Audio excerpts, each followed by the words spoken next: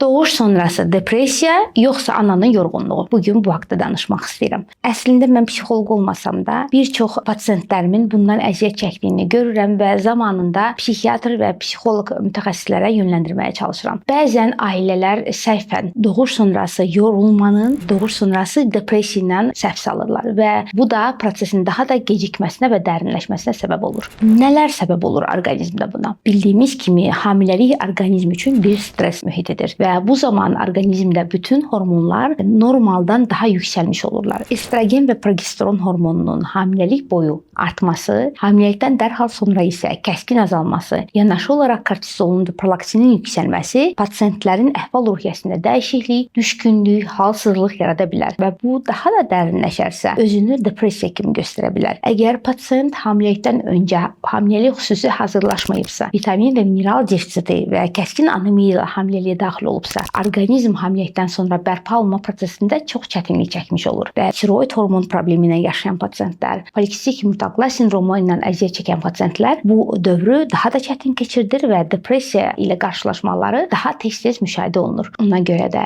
əziz, gələcəkdə ana olmaq istəyən insanların ailə üzvləri bu videonu sona qədər dinləyin və yaxınlarınızla paylaşmağa çalışın və çalışın ki, yenicə ana olmuş xanımlarımıza qarşı daha diqqətli olaq. Onların həkim kontrollarını, lazımdırsa psixoloq müayinələrini aksatmayaq. Bu gələcəkdə həm sağlam ana, həm sağlam körpənin böyüməsi üçün böyük bir zəmin yaradacaqdır. Özünüzdən müğayət olun. Suallarınızı şərhlər bölümündə yazmağı unutmayın. Sağ olun.